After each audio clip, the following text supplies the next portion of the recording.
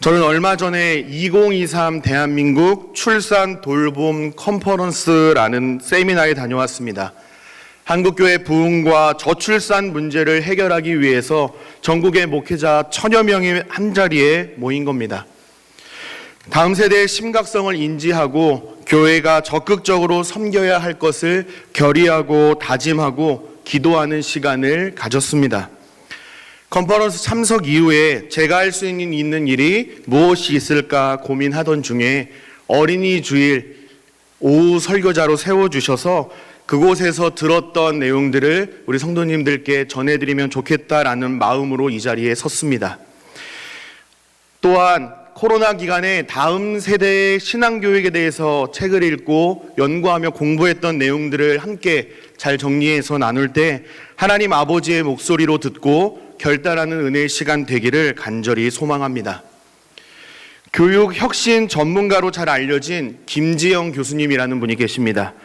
이 김지영 교수님이 쓴 5가지 미래 교육 코드라는 책이 있습니다. 교육학 관련된 책인데 이 책을 펼치자마자 등장하는 이야기가 있습니다. 한번 잘 들어보시기를 바랍니다. 아프리카의 원시 부족이 강을 따라 살고 있었습니다. 이 강의 상류에는 거대한 댐이 지어지고 있었습니다. 원시 부족은 그걸 모르는 채로 강에서 물고기를 잡는 법, 카누를 만드는 법, 농사 짓는 법을 계속 자녀들에게 가르쳤습니다. 그러다 댐이 만들어지자 이 원시 부족과 문명은 흔적도 없이 사라졌습니다. 여러분은 이 이야기를 듣고 어떤 생각이 드셨습니까? 시대의 흐름을 잘 읽고 그것에 맞는 교육 방법을 잘 선택해야 뒤처지지 않고 경쟁력을 가질 수 있다라는 것을 강조하는 이야기로 여러분은 들으셨을 겁니다. 시대의 흐름에 따라서 잘 준비하는 사람은 풍성하고 좋은 열매를 많이 맺게 될 것이고, 그렇지 못한, 준비 못한 사람은 결국은 몰락한다라는 이야기입니다. 오늘 본문은 신명기 6장 전반부의 말씀입니다. 자녀 양육, 자녀 신앙 교육 하면 빼놓을 수 없는 본문이 바로 오늘 본문 신명기 6장 말씀일 겁니다. 히브리어 성경을 보면 4절에 쉐마 이스라엘이라고 되어 있는데 쉐마는 들으라라는 뜻의 히브리어 단어입니다. 하나님께서 특별히 선택하신 이스라엘 백성들이 반드시 기억하고 삶의 규범으로 지켜야 할 신앙의 핵심을 담고 있는 히브리어 단어가 바로 이 쉐마 이스라엘입니다. 오늘 본문 신명기 6장 1절에 이렇게 되어 있습니다. 우리 같이 오늘 본문 1절 말씀을 함께 한 목소리로 읽어보도록 하겠습니다. 1절입니다. 시작. 이는 곧 너희의 하나님 여호와께서 너희에게 가르치라고 명하신 명령과 규례와 법도라. 너희가 건너가서 차지할 땅에서 행할 것이니. 아멘. 하나님께서 모세를 통하여서 말씀하시고자 하는 핵심은 무엇일까요? 쉐마 이스라엘, 즉 하나님을 경외하는 삶을 살라라는 것입니다. 어떻게 하나님을 경외하며 살아갈 수 있을까? 구체적인 방법도 함께 세트로 알려주셨는데 그것이 무엇입니까? 하나님을 정말로 사랑하는 자는 하나님을 신뢰하며 하나님의 말씀대로 순종하며 살아간다라는 것입니다. 그러므로 하나님의 말씀대로 순종함으로 하나님을 경외하는 삶을 살아야 한다라는 하나님의 당부입니다. 이어서 2절과 3절에도 하나님의 백성들이 하나님께 마땅히 드려야 할 자세와 태도에 대해서도 말씀해 주고 있는데 우리 오늘 본문 2절과 3절 말씀도 같이 한 목소리로 함께 합독해 보도록 하겠습니다. 시작. 곧 너와 내 아들과 내 손자들이 평생에 내 하나님 여호와를 경외하며 내가 너희에게 명한 그 모든 규례와 명령을 지키게 하기 위한 것이며 또 내 나를 장구하게 하기 위한 것이라. 이스라엘아, 듣고 삼가 그것을 행하라. 그리하면 내가 복을 받고 내 조상들의 하나님 여호와께서 내게 허락하심 같이 젖과 꿀이 흐르는 땅에서 내가 크게 번성하리라. 아멘. 우리가 함께 읽은 2절과 3절 말씀에서 우리가 기억해야 할 2가지 영적인 교훈을 말씀해 주고 있습니다. 영적인 교훈 첫 번째는 하나님의 말씀에 순종을 요구하신 이유는 이스라엘 백성들의 행복을 위해서라는 겁니다. 너희는 내 말에 순종하지 않으면 진짜 가만두지 않을 거야 라고 소위 밀 까부르듯이 괴롭고 노엽게 하시기 위해서 하신 명령이 아니라는 겁니다. 우리가 읽은 3절에 이스라엘이 하나님의 말씀을 듣고 순종하면 어떻게 된다라고 말씀하죠? 내 날이 장구할 것이라 라고 말씀합니다. 순종하면 복을 받을 것이다 라고 말씀합니다. 또한 젖과 꿀이 흐르는 땅에서 크게 번성하게 될 것이라 라고 말씀해주고 있습니다. 결국 하나님께서 순종을 요구하시는 이유는 이스라엘의 번영과 행복을 위해서 주신 하나님 아버지의 마음인 것입니다. 사랑하는 제2가족 여러분, 하나님의 자녀들이 이 세상에서 더욱 행복하고 가치 있는 삶을 살아가기를 하나님께서는 원하셔서 하나님의 말씀에 순종하기를 요구하신다라는 사실을 기억하시기를 바랍니다. 우리를 향하신 하나님 아버지의 마음을 잘 헤아려 하나님께 온전히 순종하며 살아가는 저와 여러분 되시기를 간절히 소망합니다. 우리가 기억해야 할 영적인 교훈 두 번째는요, 하나님의 백성 이스라엘이 마땅히 감당해야 할 사명은 자녀 세대에게 하나님께서 명령하신 규례와 명령을 전해 주어야 한다라는 것입니다. 사랑하는 제2가족 여러분, 영적인 교훈 두 번째, 하나님의 말씀을 순종해야 할 대상이 2절과 3절에서 누구라고 말씀하고 있습니까? 2절에 곧 너와 내 아들과 내 손자들이라고 분명하게 말씀하고 있습니다. 너와 너의 아들과 너의 아들의 아들에게, 이것은 총 몇 대를 가리키는 걸까요? 총 3대입니다. 여러분은 아브라함의 하나님, 이삭의 하나님, 야곱의 하나님이라는 표현을 자주 들어보셨을 겁니다. 이 표현에도 몇 대를 가리키고 있습니까? 3대를 가리키고 있습니다. 고대 근동 지역에서는요, 보통 3대가 한 집에서 같이 생활을 했습니다. 그러니까 성경에서 말하는 3대는 즉 살아있는 모든 세대를 가리키는 겁니다. 즉 죽은 하나님이 아니라 지금도 살아계셔서 모든 세대를 자신의 뜻대로 통치하시고 섭리하시는 살아계신 하나님이라는 믿음의 고백입니다. 이스라엘 백성들에게는 살아계신 하나님을 신뢰해야 할 책임과 의무가 있었습니다.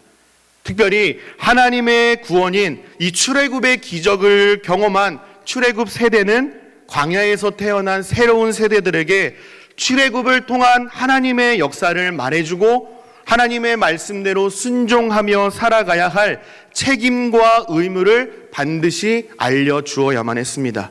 그렇게 신앙은 자녀 대대손손 자녀들을 통해서 전수되어야 함을 잘 보여주고 있습니다. 성경만의 이야기가 아니라 바로 우리가 반드시 기억해야 할 중요한 말씀입니다. 목회 데이터 연구소라는 기관이 있습니다. 교회를 잘 세워가기 위해서 목회자들에게 통계 자료를 조사하고 정리해서 목회자가 세상과 교회를 더 잘 이해할 수 있도록 돕는 목회 협력 기관입니다. 목회 데이터 연구에서 이 시대 청년들에게 신앙생활을 시작하게 된 계기가 무엇입니까? 라고 질문을 했습니다.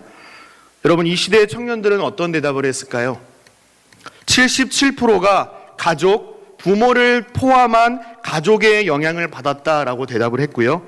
친구나 지인의 전도나 영향을 받았다가 17%, 스스로 자발적으로가 5%라고 대답을 했습니다.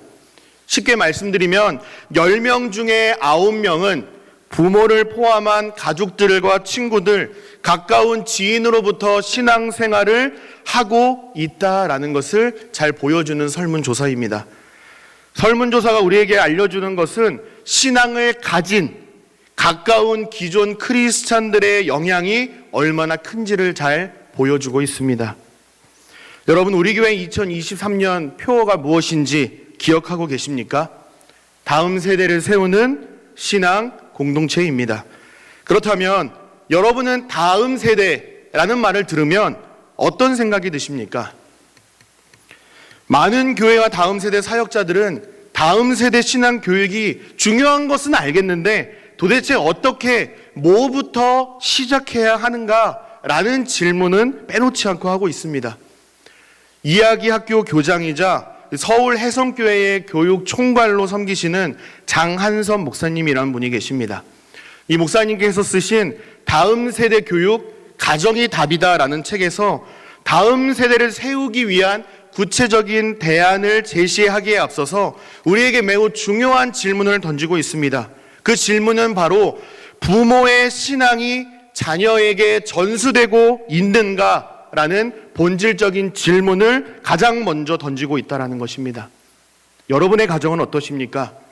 여러분의 신앙을 향한 열심이 여러분의 자녀들 혹은 손주들에게까지 잘 전수되고 있습니까? 이 책이 특별해서 이런 본질적인 질문을 이 책에서만 던지고 있는 것이 아닙니다. 다음 세대 신앙 교육에 대한 많은 책들에서 같은 이야기를 하고 있습니다. 부모의 신앙이 자녀들에게 전수되어야 한다라는 것입니다. 코로나19가 창궐하여서 교회에 나오지 못하고 가정에서 온라인으로 예배를 드려야 하는 그 순간에 더욱더 목소리를 크게 낼 수밖에 없었습니다. 서두에서 얼마 전에 출산 돌봄 컨퍼런스에 다녀왔다라는 사실을 말씀드렸습니다. 여러분은 우리 대한민국 출산율이 얼마나 되신다라고 생각하십니까? 힌트를 좀 드리겠습니다. 2021년도에 대한민국 출산율이 0.81이었습니다. 한 명이 채 안 되는 거죠. 그러면 1년이 지난 2022년 작년은 어땠을까요? 2021년보다 더 낮은 0.7%를 기록했습니다. 정부에서도 저출산 대책을 내놓았지만 여전히 출산율은 빠른 속도로 곤두박질 치고 있는 상황입니다. 어느 정도로 심각한 수준인지를 제가 말씀드리겠습니다. 전 세계 독보적 세계 꼴찌 수준이라고 합니다. OECD라고 하는 이 경제협력개발기구 37개국 회원국 중에서 최저 수준이라고 하고요. 출산율이 1을 넘지 못하는 나라는 대한민국이 유일할 뿐만 아니라 빠른 고령화를 이루고 있다라고 평가합니다. 영국의 옥스퍼드 대학교 인구학과 교수인 이 데이비드 콜먼 교수도 지구상에서 가장 먼저 소멸할 국가 1호로 대한민국을 꼽았습니다. 콜먼 교수는 저출산 문제와 고령화 문제가 지속되면 2750년에는 대한민국이 역사 속으로 사라지게 될 것이다라는 비관적인 예측을 내놓은 바 있습니다. 표어로 내걸 정도로 다음 세대에 대한 관심이 그 어느 때보다 높은 시대를 우리는 살아가고 있습니다. 다음 세대를 살려야 합니다. 다음 세대를 세워야 합니다라는 이야기가 많은 곳에서 들려오죠. 이 이야기가 많이 들린다는 것은 무엇을 의미할까요? 그만큼 다음 세대가 위기에 처했다라는 것을 잘 보여주는 하나의 반증이 아닐까 생각합니다. 좀 전에도 말씀드렸던 것처럼 먼저는 출산율이 감소해서 학령 인구 감소라는 사회적인 문제가 학교뿐만 아니라 우리 주일 학교에 직접적인 영향을 주고 있습니다. 쉽게 말해서 교회 학교 학생들이 과거 시대에 비해서 적을 수밖에 없음을 인정해야 한다는 것입니다. 몇 명이 왔느냐, 이것은 크게 중요하지 않은 시대가 되었다라고 말합니다. 출산돌봄 컨퍼런스에서 많은 분들이 강조했던 핵심 내용은 이겁니다. 자식들은 여호와의 기업이요 태의 열매는 그의 상급이로다라는 시편 127편 3절 말씀처럼 출산 돌봄은 우리 한국 교회뿐만 아니라 모든 크리스천들이 짊어져야 할 귀중한 사명이라고 말합니다. 교회가 지역사회를 품고 아이들을 양육하는 일에 함께 매진한다면 교회 울타리 안에서 자라는 아이들이 하나님의 사람으로 잘 성장하여서 하나님의 나라와 주님의 몸된 교회의 귀한 일꾼의 역할을 감당할 수 있게 된다는 것입니다. 그들이 내놓았던 현실적인 대안이 무엇인지 아십니까? 50세 미만 부부는 아이 한 명씩 더 낳으라라고 강조하기도 했습니다. 아울러 자녀만 많이 낳는다라고 강조할 것이 아니라 이미 태어나 자라가고 있는 우리 집 방 안에 있는 우리 자녀들을 하나님께로 인도해야 할 사명을 부모가 다시 회복해야 한다라는 것을 말하고 간절히 기도하는 시간을 가졌습니다. 모든 조부모 세대와 부모 세대가 회복할 때에 다음 세대뿐만 아니라 한국교회와 우리 대한민국 전체를 살릴 수 있다는 것입니다. 그래서 기도할 수밖에 없었습니다. 장신대 기독교 교육과 교수로 섬기고 계시는 신형섭 교수님이라는 분이 계십니다. 교수님이 쓰신 자녀 마음에 하나님을 새기라 라는 책이 있습니다. 오늘 설교 제목도 이 교수님의 책 제목에서 그대로 따가지고 왔는데요. 이 책에 보면 이런 이야기가 기록되어 있습니다. 넌 열심히 공부만 해. 엄마는 열심히 기도할게. 라고 말하는 부모, 여러분 어떻게 생각하십니까? 넌 열심히 공부만 해. 엄마가 열심히 기도할게. 여러분 이 말을 하는 부모 어떻게 생각하십니까? 신앙으로, 기도로 자녀를 양육하는 모습이 참 멋지고 도전이 되지 않습니까? 아, 나도 이렇게 양육해야겠다라는 생각이 드는 고백입니다. 그런데 주일 오전에 학원 수업과 예배 시간이 겹칠 때 자녀를 학원 앞에 내려주면서 엄마가 자녀에게 넌 열심히 공부만 해, 기도는 엄마가 할게 라고 말한다면 여전히 칭찬받아 마땅하다라고 과연 박수를 쳐줄 수 있을까요? 안타까운 것은 이러한 대화들이 한국교회 안에 일어나고 있다는 것입니다. 믿음이 연약하다라고 말하는 초신자뿐만 아니라 교회의 기둥과 같은 역할을 하는 교회 내 직분자들 가정에서도 어렵지 않게 이러한 대화들을 경험할 수가 있다는 것이 안타까운 상황입니다. 한국교회 안에 이런 모습들을 보면서 다음 세대 선교의 대표이신 곽상화 목사님께서는 이런 말을 했습니다. 학원 수업과 예배 시간이 겹칠 때 자녀를 학원에 내려주며 시험 기간에는 신앙을 잠시 뒤로 제쳐둬도 된다는 부모의 가차없는 선택은 우리의 다음 세대를 다른 세대로 전락시키는 신앙 불감증입니다 라고 분명하게 말했습니다. 초기 내한 선교자 중에 찰스 알렌 클라크 선교사님이라는 분이 계십니다. 곽알련이라는 우리나라 이름으로 더 잘 알려진 선교사님이십니다. 이 곽알련 선교사님께서 이런 말을 했습니다. 주일학교는 그 부모의 가르치는 것을 보충하는 것이니 부모가 그 책임을 내려놓고 그 선생이 다 할 수 없느니라 라고 말했습니다. 여러분 이 선교사님의 이 말은요, 평양 대부흥운동 이후에 주일학교가 소위 대박을 치고 교회로 다음 세대들이 너나 할 것 없이 몰려들고 있는 상황에 하신 말씀이라는 것이 훨씬 더 의미 있는 말입니다. 여러분 오해하지 마시기를 바랍니다. 제가 위탁교육을 부정하거나 폄하하는 것은 절대로 아닙니다. 교회 학교가 가진 분명한 유익이 있고 열매가 있다는 것을 생각하고 저도 경험한 세대이기도 합니다. 오늘 본문에서도 말씀하고 있듯이 성경은 자녀들의 신앙 교육의 주체는 가정이라고 분명하게 말씀합니다.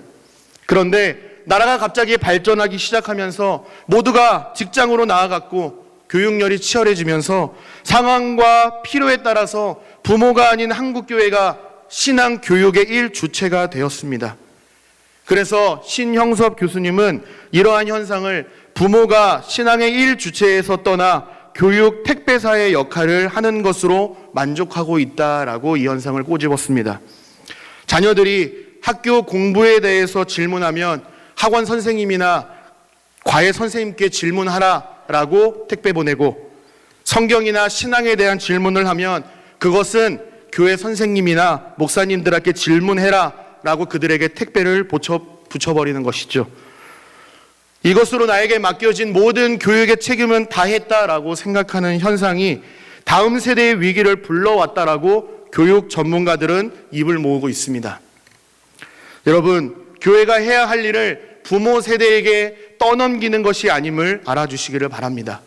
오래전부터 성경에서 강조해왔고 지금까지 믿음의 선배들이 좋은 전통으로 잘 물려주었는데 우리가 너무 바쁜 나머지 잠시 놓치고 있었던 신앙의 일주체가 부모 세대라는 사실을 다시금 알고 다시 회복하자라는 것입니다.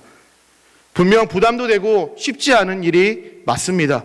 그럼에도 불구하고 부모 세대가 반드시 회복해야 할 하나님의 거룩한 부르심이라는 사실을 믿고 순종하실 수 있기를 간절히 소망합니다. 우리 인천 제2교회도 다음 세대를 세우는 신앙 공동체라는 비전을 가지고 함께 달려가고 있습니다. 여러분, 표현은 아무렇게 정하는 게 아니잖아요. 2023년도 표어를 다음 세대를 세우는 신앙 공동체라고 정한 특별한 이유가 분명히 있을 겁니다. 여러분, 그것이 무엇이라고 생각하십니까? 그것은 다음 세대의 회복은 목회자나 교회 학교 교사들과 같은 어떤 특정한 사람들만의 고민이 아니라 우리 제2교회 전체의 고민이자 바람이어야 한다라는 의미가 담겨 있지 않을까요? 함께 마음을 모으고 힘을 모으고 기도로 모일 때 가능한 일이기 때문에 저는 2023년 표어로 정했다라고 생각합니다. 그러므로 자녀들의 신앙 교육의 출발이 가정에서 출발하고, 교회는 가정의 필요를 알고 부모 세대가 자녀들을 어떻게 믿음으로 양육할 수 있는지 협력자가 되어서 가정과 교회가 하나 되어 다음 세대를 세워갈 때에 우리가 바라는 다음 세대를 세우는 신앙 공동체가 될 수 있음을 믿으시는 저와 여러분 되시기를 간절히 소망합니다. 사랑하는 여러분, 우리 중고등학생들이 생각하는 학교가 어떤 곳인지 혹시 아세요? 나를 아세요라는 책을 보니까 학교는요, 친구들에게 집에 잘 다녀와 라고 인사하는 곳이라고 합니다.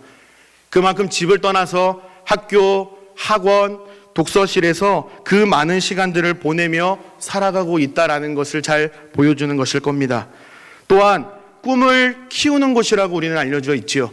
그 이면에는 미래를 포기해버리는 장소가 학교라고 말합니다. 미래를 위해서 꿈을 키우는 곳이기도 하지만 나는 안 되겠어 라고 꿈을 접어버리는 장소라고도 한다는 거죠.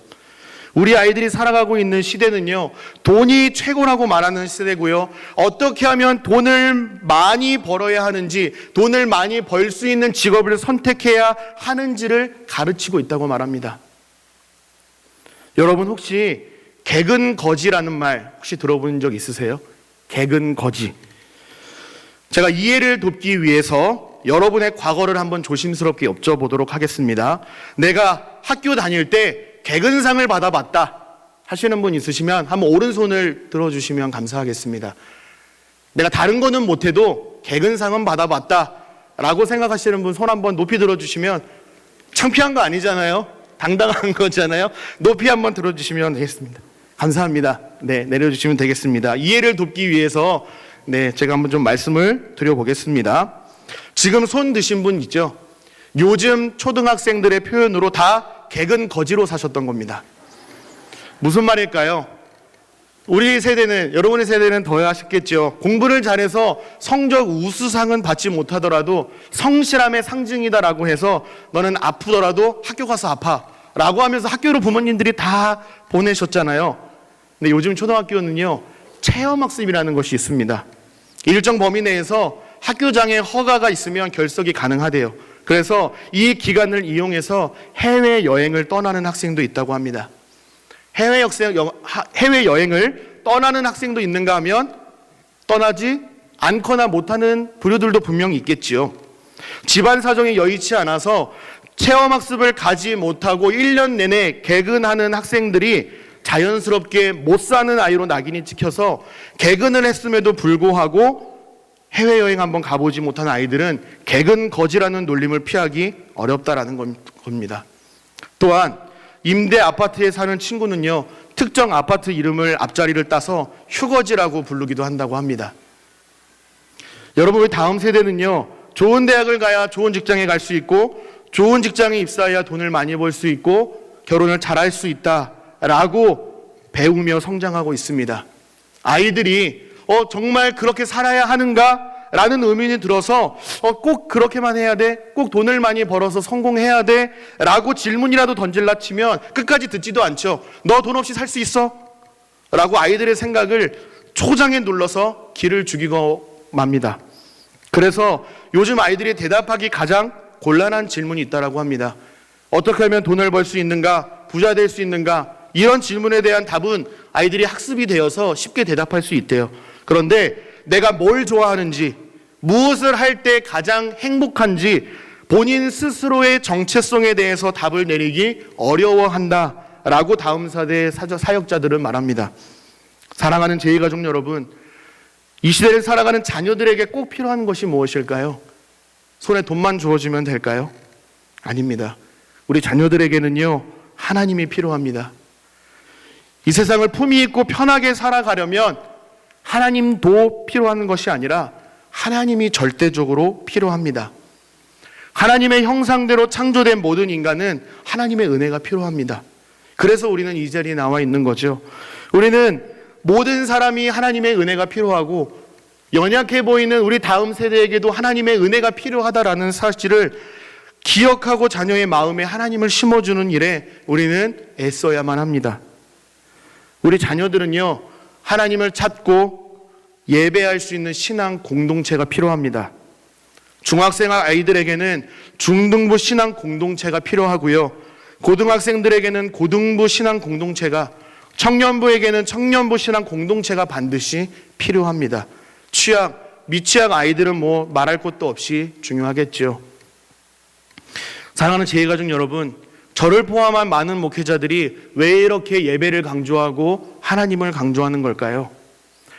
목회자들의 목회자라고 하는 노진준 목사님이라는 분이 계십니다. 그분의 저서 예배의 사색이라는 책에 보면 설탕을 끓이는 비유를 들어서 예배에 대해서 이렇게 설명하십니다. 요리할 때, 저는 요리를 잘 못합니다만 요리할 때 설탕이 필요하다라고 합니다. 설탕을 끓일 때에 계속 저어줘야 한다라고 말합니다. 왜냐하면 계속 저어주지 않으면 바닥에 늘어붙고 그 부분이 쉽게 탈 수 있기 때문에 그렇습니다. 권사님들 맞습니까? 계속 저어줘야 되나요? 예배의 사색이라는 책에서 이렇게 계속 설탕을 저어주는 것처럼 목사님께서 어떤 말씀을 하시는지 예배에 대해서 하시는 말씀을 제가 그대로 인용하도록 하겠습니다. 설탕과 마찬가지로 성도에게 예배의 자리는 인간의 정체성을 휘젓는 자리입니다. 예수님께서 나의 주님이라는 고백이 정체되지 않도록 고백을 확인하는 시간이고, 세상의 많은 근심과 걱정 또는 누림에 안주하게 만든 소유들에서 시선을 돌려 내가 주인이 아니라 그리스도께서 주인임을 인정하는 시간입니다 라고 말했습니다. 저는 이 부분을 읽으면서 잠깐 펜을 놓았습니다. 그리고 곰곰이 생각해 보았습니다. 여러분, 우리가 드리는 예배, 우리가 속해져 있는 신앙 공동체가 여러분 이렇게 중요합니다. 우리가 드리는 모든 예배 가운데 예배에 승리하는 예배자가 되시기를 간절히 소망합니다. 또한 우리의 예배가 하나님께서 기뻐 받으시는 예배가 될 수 있기를 간절히 소망합니다. 여러분, 그런데 지금은 공부에 집중하고 대학교 가서 신앙생활하면 되지 않느냐라고 말씀하시는 부모님들이 꽤 많이 계십니다. 수련회는 대학 가서 가면 되지, 우리 아이는 지금 교회 다닐 때가 아니라 공부할 때예요 라고 오히려 수련회에 보내주세요 라고 말하는 사역자들에게 핀잔을 주는 부모님들도 더러 계십니다. 저는 갑각류 알레르기가 있습니다. 새우나 게 이런 등 딱딱한 음식을 먹으면요, 눈과 식도가 부어서 꽤나 고생을 많이 합니다. 초등학교 때 갑자기 바이러스 증상이 일어나기 시작해서 지금까지 그 바이러스는 계속되고 있습니다. 그래서 저는 어렸을 때에 짜장면 먹을까 짬뽕 먹을까 고민하는 친구들이 제일 부러웠습니다. 왜냐하면 저는 짬뽕은 해물 때문에 먹지 못하기 때문에 짜장면을 먹을 수밖에 없었으니까요. 쟁반짜장도 저는 먹을 수가 없었습니다.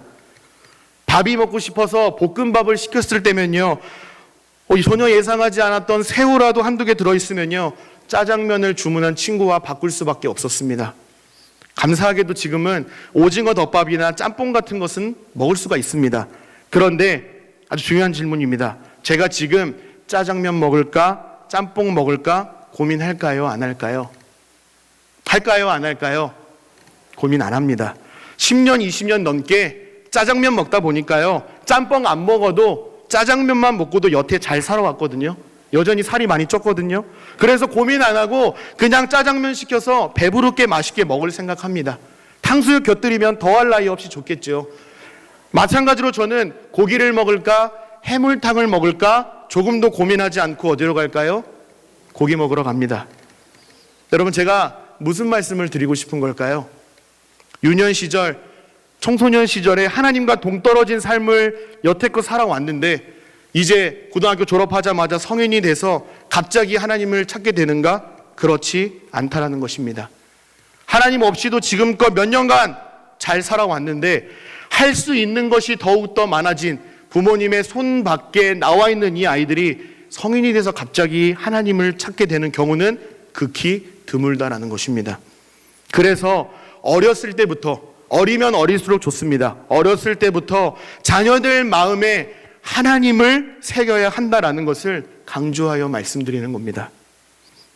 지금의 믿음은 부족해 보이고 연약해 보일지라도 우리 부모 세대가 자녀들의 마음 가운데 하나님을 깊게 심겨질 수 있도록 기도해야 하고 가르쳐야 하고 신앙의 본을 보이기 위한 그러한 노력도 감수해야 합니다. 그래야 다음 세대가 다른 세대가 되지 않고 예수 그리스도의 참된 제자의 삶을 살아갈 수 있게 됩니다. 여러분의 이어서 말이죠. 오늘 본문으로 돌아와서 신명기 6장 4절부터 6절까지의 말씀을 보면 하나님께서는 자녀들의 마음속에 무엇을 심겨줘야 하는지에 대해서 말씀해 주시고 계십니다. 우리 같이 신명기 6장 4절부터 7절까지의 말씀을 같이 합독하도록 하겠습니다. 시작. 이스라엘아 들으라. 우리 하나님 여호와는 오직 유일한 여호와이시니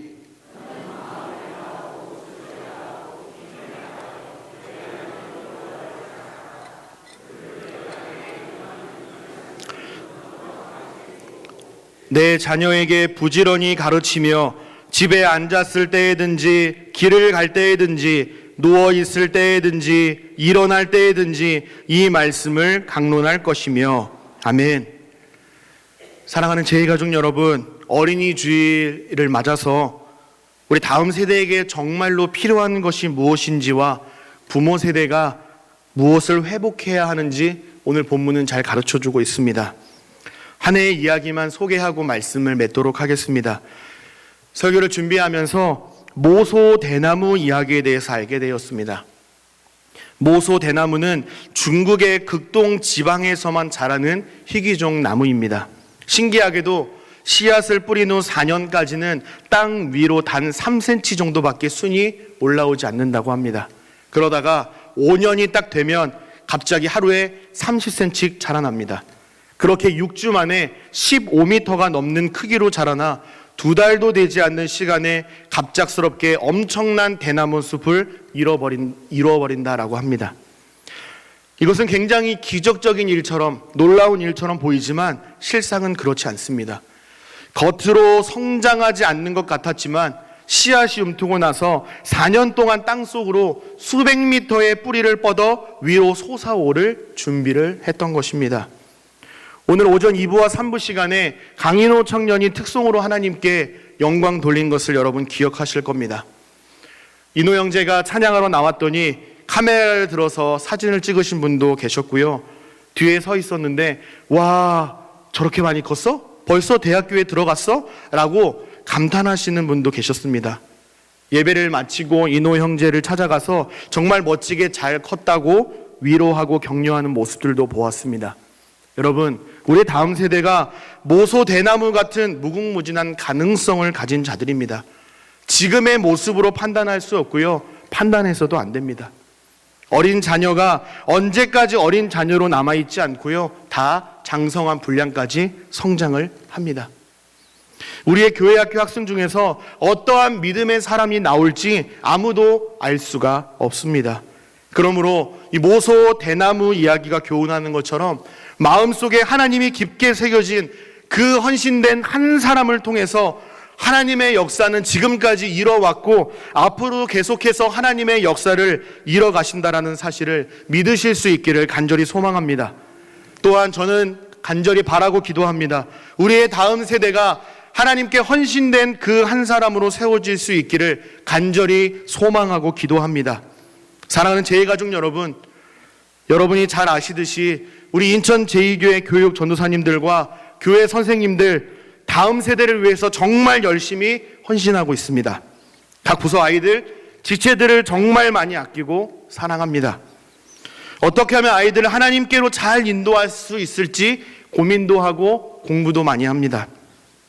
오늘 본문을 비롯하여 성경에서 먼저 강조하는 것처럼 우리 부모님들께서 자녀 신앙교육의 출발선에 함께 서셔서 함께 달려주시고 교회 학교에 믿고 맡겨주시면 교회에서도 자녀들 신앙 교육을 위해서 최선을 다할 것입니다. 교회에서 어떤 행사나 신방이나 교육 훈련을 진행한다라고 하면 믿고 맡겨주시기를 바랍니다. 자녀들이 예배 시간만큼은 학업에 부담 없이 부담감 다 내려놓고 마음 편하게 하나님과 독대할 수 있도록 신앙 공동체에 나아가 예배에 집중하실 수 있도록 그 시간만큼은 지켜주시기를 간절히 부탁을 드립니다. 가정에서도 자녀들을 믿어주시고 함께 기도해 주신다면 2023년도 표어대로 다음 세대를 세우는 신앙 공동체로 힘있게 세워갈 수 있을 것이라 저는 확신합니다. 우리 자녀 세대는요, 부모님의 입김에 달려있다라고 해도 과언이 아닙니다. 너 학원 가? 라고 하면 학원으로 가야 하는 아이들이고요. 너는 교회 가? 그러면 가기 싫어라고 하는 아이들도 있을지 모르겠지만 그래도 교회로 나아옵니다. 그래서 부모 세대의 신앙이 굉장히 중요하다라는 것입니다. 하나님의 자녀된 우리의 모두의 마음속에 먼저 하나님이 깊게 새겨지기를 주님의 이름으로 간절히 축복합니다. 우리 모두가 마음을 다하고 뜻을 다하고 힘을 다하여 우리 하나님 아버지를 사랑하는 모든 제2 가족들이 되시기를 간절히 소망합니다. 이것은 누가 더 중요한지가 아니라 순서를 말씀드리는 겁니다. 먼저 우리 부모 세대와 조부모 세대의 마음속에 하나님으로 충만하여지고 또한 우리가 사랑하는 자녀 손들에게 살아계신 하나님을 전해주어야겠다는 결단이 있게 되기를 간절히 소망합니다. 부모 세대와 조부모 세대, 나아가 우리 자녀들의 마음속에 하나님이 심겨지고 하나님께서 그를 통해 역사하시면 요셉과 여호수아, 다니엘과 세 친구처럼 세상이 도저히 감당할 수 없는 믿음을 소유한 세상 속 그리스도인으로 귀하게 사용하실 줄 믿습니다.